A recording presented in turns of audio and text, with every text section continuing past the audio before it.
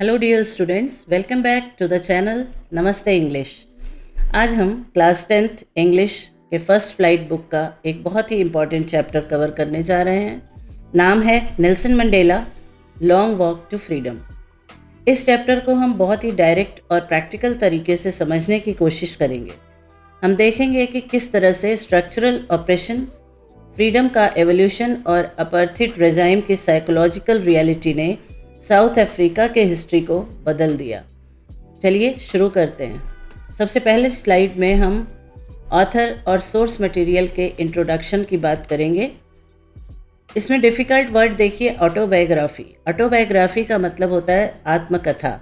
जो खुद अपनी कहानी लिखते हैं उसे हम ऑटोबायोग्राफी कहते हैं, और जो दूसरे लोग किसी की लिखते हैं तो उसे हम बायोग्राफी कहते हैं। दोनों का डिफरेंस भी जानना चाहिए आपको, इसलिए मैंने बताया। Autobiography self written and biography written by someone else. इस चैप्टर के बारे में अगर हम समझें तो नेल्सन मंडेला ने अपार्थाइड के खिलाफ लड़ते हुए 27 ईयर्स जेल में बिताए थे। अपार्थाइड का मतलब होता है रंग भेद की नीति। आपने सुना होगा काले गोरे में भेदभाव करना। हमारे यहाँ इंडिया में भी इस तरह का जो डिस्क्रिमिनेशन होता था, काले गोरे से ज़्यादा जाति पे आधारित था। तो हमारे यहाँ भी डिस्क्रिमिनेशन होता था, पर साउथ अफ्रीका की अभी बात हम कर रहे हैं। आप देखिए, इसमें लिखा है Nelson Mandela he was born in 1918 and died 2013।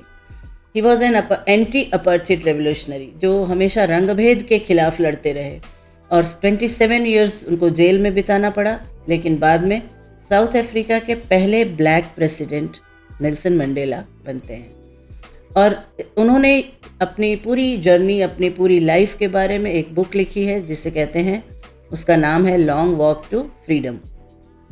तो ये चैप्टर उसी सोर्स से लिया गया है, सोर्स मटेरियल है, ये उसी का एक अंश है जिसमें कि उस हिस्टोरिक डे के बारे में, प्रेसिडेंशियल ओथ जब वो ले रहे थे, उसमें उन्होंने जो अपनी वो अनइमेजिनेबल सेक्रीफाइसेस के बारे में बताया। मतलब जो उनकी सेक्रीफाइसेस थी जिसके बारे में कभी कोई सोच भी नहीं सकता था, और एज अ रिज़ल्ट वो दिन आया।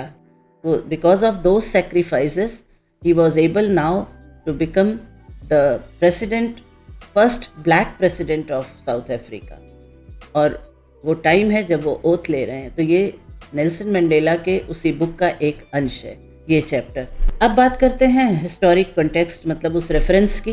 अपार्थाइड ये एक ऐसा ब्रूटल और स्टेट एनफोर्स सिस्टम था। ब्रूटल मीन्स जो बहुत ही अन्याय के हिसाब से जाना जाता था।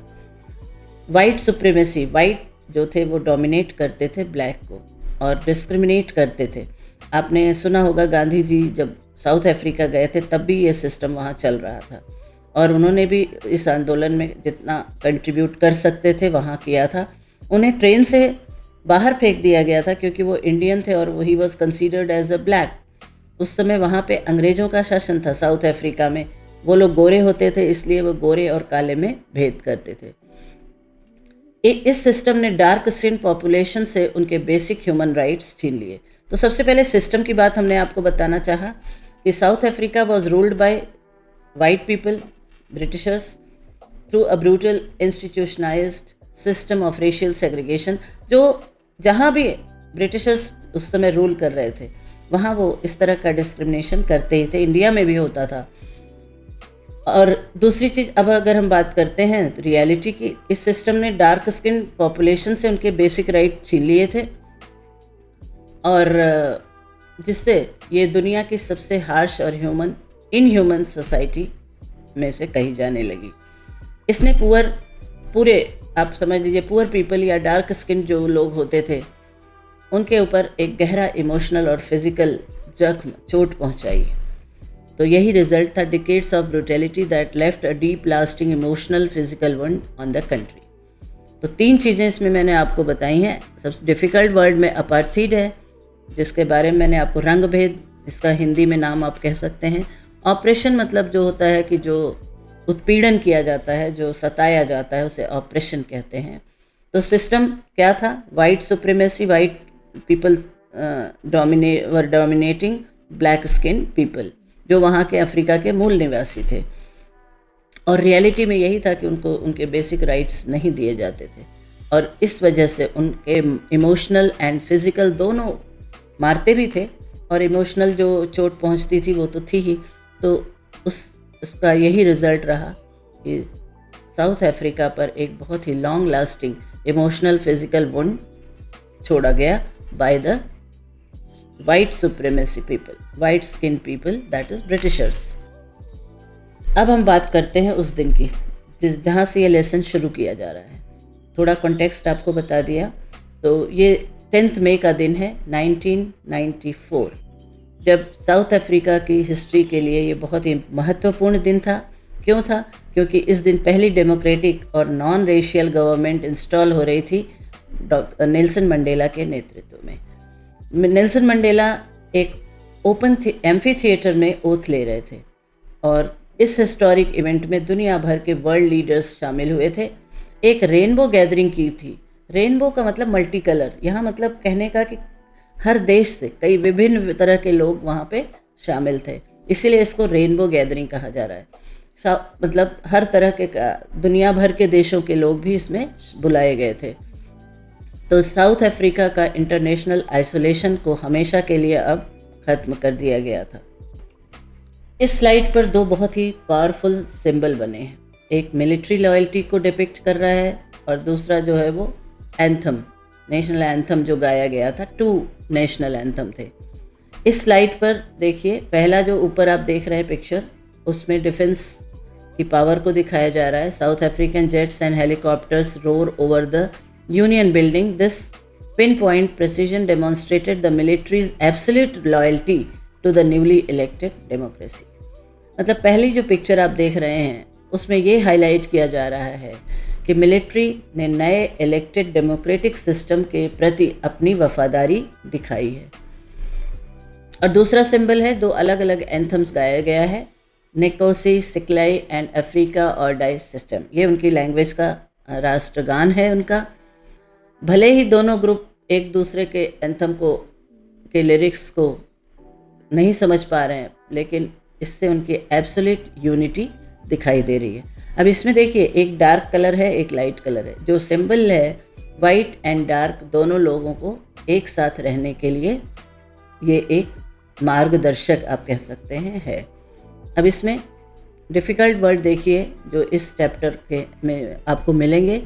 शेवरॉन, जिगजैग और वी शेप्ड पैटर्न आप देखिए जो बना हुआ है।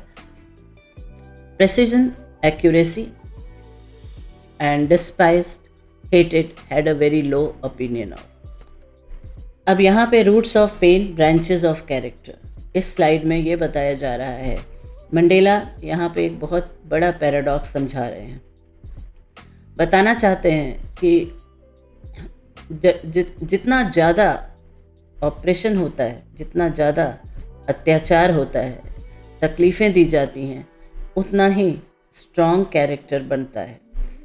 जैसे उनका मानना था कि ओलिवर टैम्बो एंड वॉल्टर सिस्लो, ये लोग जो थे साउथ अफ्रीकन लिबरेशन मूवमेंट में, इन लोगों ने काफ़ी रोल इनका रहा है। तो जैसे हमारे यहाँ जब फ्रीडम स्ट्रगल में बहुत सारे फ्रीडम फाइटर्स थे, उसी तरह साउथ अफ्रीका में भी बहुत सारे।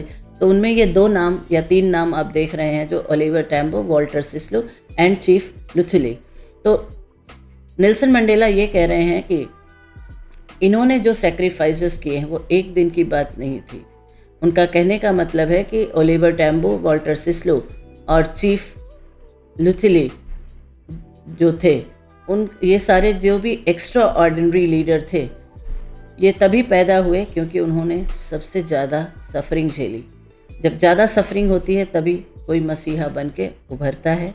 यही कहावत बताना चाहते हैं नेल्सन मंडेला। वो कहते हैं कि साउथ अफ्रीका में डायमंड तो बहुत हैं, पर यहाँ की असली वेल्थ यहाँ के लोग हैं। सो ट्रू वेल्थ के बारे में उन्होंने हाईलाइट किया है। South Africa is rich in diamond but it's truest wealth is it's people. So patriots मतलब देशभक्त, एंड प्रोफाउंड मतलब डीप। तो अनसंग हीरोज़ रहे हैं, पहली बात उन्होंने बताई। दूसरा उन्होंने बताया कि जितनी ज़्यादा ब्रूटैलिटी की जाती है, उतने ज़्यादा अच्छे स्ट्रॉन्ग कैरेक्टर के लोग पैदा हो जाते हैं। Now expanding definition of freedom. Freedom का कॉन्सेप्ट स्टेटिक नहीं है, ये it keeps changing. It keeps changing कैसे? जब आप बच्चे होते हो तो आपको फ्रीडम एक इल्यूजन लगता है, आपको फ्रीडम का मतलब भी नहीं पता होता, बस आपको अच्छा लगता है बाहर खेलना और धूप में दौड़ना। स्टूडेंट लाइफ में ये टेम्परेरी होता है, जैसे रात को बाहर रहना। पर जब वो बड़े होते हैं तो उन्हें रियलाइज़ होता है कि फ्रीडम जो है एडल्टहुड में ये रियलाइज़ होता है कि इनडिवाइजिबल है, इसको अलग नहीं किया जा सकता, ये एक किसी की नहीं होती है। मतलब अगर आप बेशक फ्री हों खुद के लिए, लेकिन अगर आपकी सोसाइटी में आसपास में एक भी व्यक्ति, एक भी मेल या फीमेल चेन में है, फ्री नहीं है, तो आप भी फ्री नहीं हैं। मतलब freedom is indivisible. He could not be free unless all his people were free. So जब तक सभी लोग फ्री नहीं होंगे तब तक फ्रीडम का असली मतलब नहीं है। ये बात उन्होंने बताई है।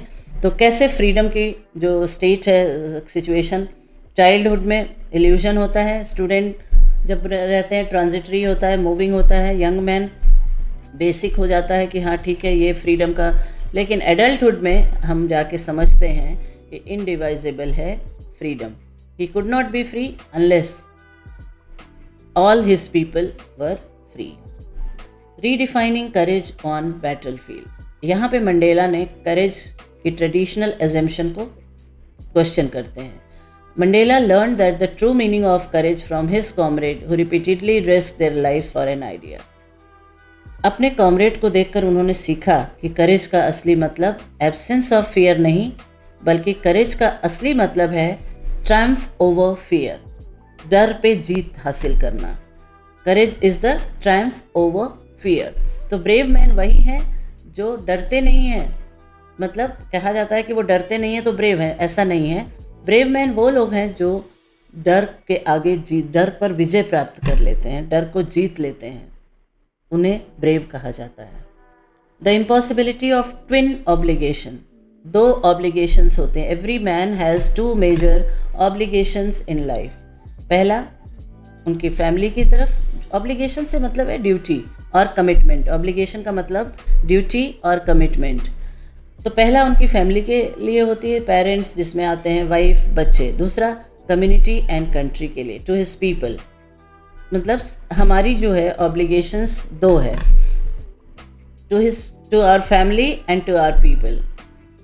तो अब देखिए अपार्थाइड रेजिम में अगर हम बात करें, in a human society a man can fulfil both, but for a man of colour in South Africa balancing them was impossible. Apartheid regime में डार्क स्किन लोगों के लिए ऐसा करना मुश्किल था, वो दोनों ऑब्लिगेशन नहीं कर पाते थे।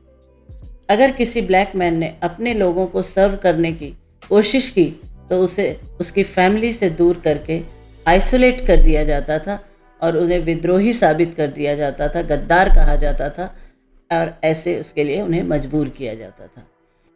तो कहने का मतलब है कि एक नॉर्मल सोसाइटी में जैसा कि इंसान अपनी दो ऑब्लिगेशंस को बैलेंस करना चाहिए, वो वहाँ पे साउथ अफ्रीका में नहीं कर पा रहे थे। तो ये सिचुएशन थी। Impossibility of two twin obligation. Impossibility मतलब असंभव था ऐसा करना हर एक को। जो वहाँ के लोकल जो थे, जो वहाँ के ब्लैक स्किन पीपल थे, वो अपनी ये दोनों ऑब्लिगेशंस को कंप्लीट नहीं कर पा रहे थे because of this apartheid system. The unextinguishable flame of goodness.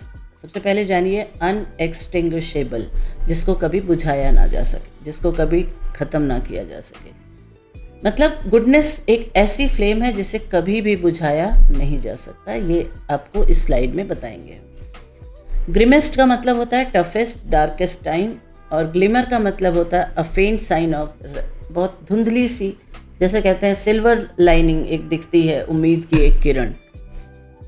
तो स्कोर साइकोलॉजिकल प्रीमाइस ये है यहाँ पे जो कहा जा रहा है कि कोई पैदाइशी नफ़रत सीख के नहीं आता है। मतलब नफ़रत जो है वो आपके पैदा होने के साथ नहीं आती है। Hate is earned. No one is born hating another person because of their skin colour, background और रिलीजन। ये उन्हें सिखाया जाता है। On the other side love is natural.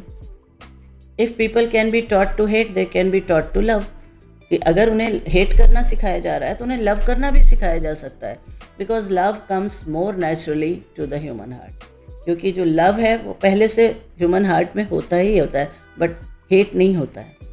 तो यही कहा जा रहा है कि गुडनेस एक ऐसी फ्लेम है जिसे हमेशा जलाया जा, उसको कभी बुझाया नहीं जा सकता, even during the grimmest time in prison, क्योंकि नेल्सन मंडेला ने प्रिजन में भी बहुत ही टफ टाइम निकाला था। Seeing a momentary glimmer of humanity in a guard was enough to keep Mandela going, मतलब उन्हें चारों तरफ से टॉर्चर किया जा रहा था, जेल में डाल दिया गया था, लेकिन वहाँ पे एक गार्ड की ह्यूमैनिटी जो है भी उन्हें आगे बढ़ने के लिए प्रेरित कर रही थी। मतलब उनकी उम्मीद थी वो गार्ड की ह्यूमैनिटी, जो कि मैंने अभी आपको बताया, ग्लिमर, अ फेंट side of light of hope. Man's goodness is a flame that can be hidden but cannot be extinguished. वो जो फ्लेम है होप की, वो छुप सकती है थोड़ी देर के लिए, लेकिन उसे कभी भी बुझाया नहीं जा सकता। Flame of hope is always there. The dual presence of humanity. Mandela का सबसे बड़ा रियलाइजेशन ये था कि सिर्फ ऑप्रेस्ड को ही नहीं बल्कि ऑप्रेसर को भी फ्रीडम चाहिए। क्यों? क्योंकि ऑप्रेस्ड जो है उसकी तो फ्रीडम छीन ली जाती है बाय द ऑप्रेसर, उनको लॉक कर दिया जाता है, चेन में, जेल में अंदर रख दिया जाता है, लेकिन जो ऑप्रेसर होते हैं उनकी ह्यूमैनिटी छीनी हुई होती है, क्योंकि तभी वो अत्याचार कर रहे हैं, उनकी ह्यूमैनिटी छीन ली गई है by some other means, and they are locked mentally behind the bar of prejudice and narrow mindedness, क्योंकि सब तरफ उनकी निंदा होने लगती है तो वो उस निंदा वाले प्रिजन में कैद होते हैं। तो ऑप्रेस्ड को तो उन्होंने कैद किया, बट जो ऑप्रेसर जो होते हैं वो खुद चारों तरफ के इन्वायरमेंट, सराउंडिंग से अपने आप में कैद हो जाते हैं। उनको भी पता होता है कि वो गलत कर रहे हैं। A man who takes away another man's freedom become a prisoner of his own hatred, क्योंकि अपनी नफरत के वो खुद कैदी हो जाते हैं। And true freedom requires liberating both. तो कहने का मतलब कि केवल ऑप्रेस्ड को फ्री करना नहीं है, ऑप्रेसर को भी फ्री करना है।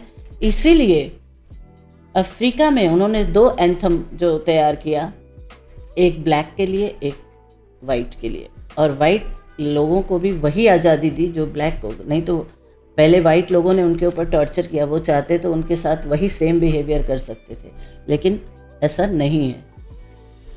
प्रेजुडिस का मतलब होता है strong dislike without a good reason, मतलब प्रेजुडिस्ड होते हैं, जैसे जो किसी के साथ गलत काम करता है तो उसके बारे में लोग प्रेजुडिस्ड होते हैं कि ये तो खराब ही है आदमी, अच्छा नहीं है।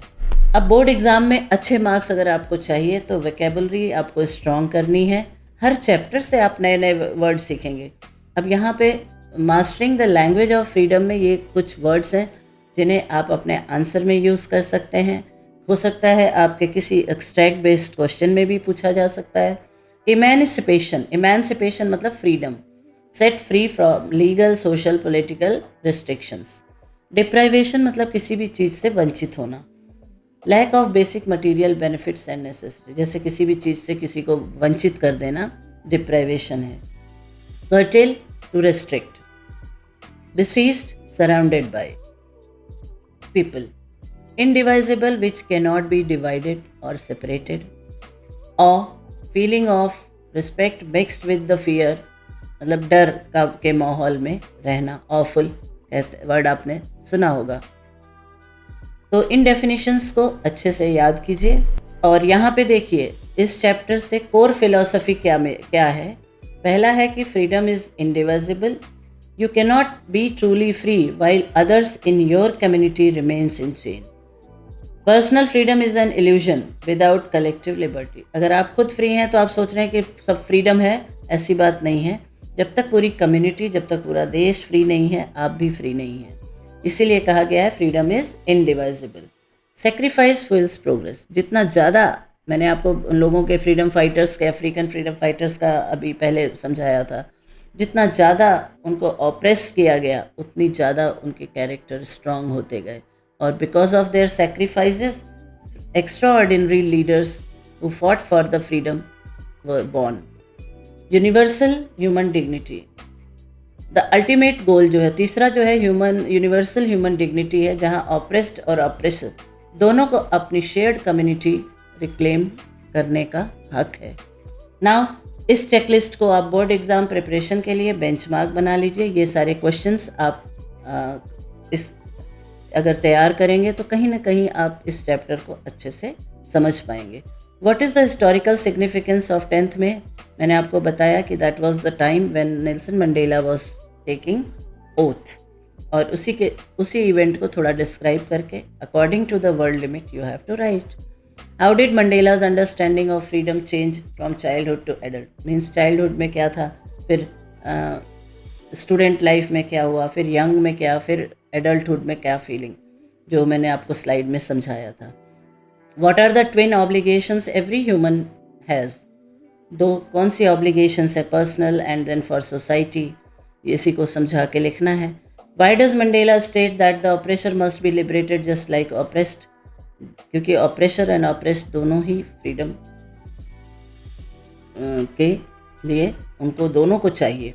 What did military display of jets and helicopters symbolize? ये सब मैंने आपको बता दिया है। सो इस तरह से what did the military site stow, ये सब चीज़ें आप समझ के कर सकते हैं।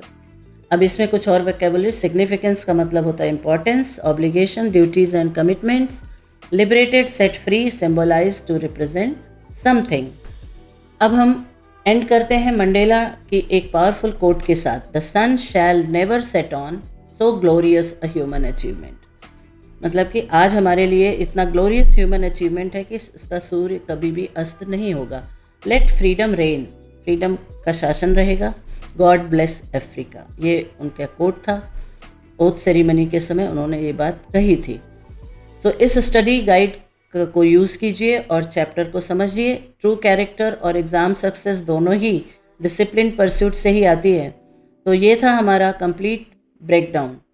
ये चैप्टर सिर्फ एक हिस्टोरिकल कहानी नहीं बल्कि एक डीप एनालिसिस है फ्रीडम को कैसे जीता जा सकता है। अगर आप चैनल पर नए हैं और बोर्ड एग्ज़ाम में टॉप करना चाहते हैं तो अभी के अभी सब्सक्राइब बटन दबा दीजिए और बेल आइकन को भी प्रेस कीजिए। See you in the next video.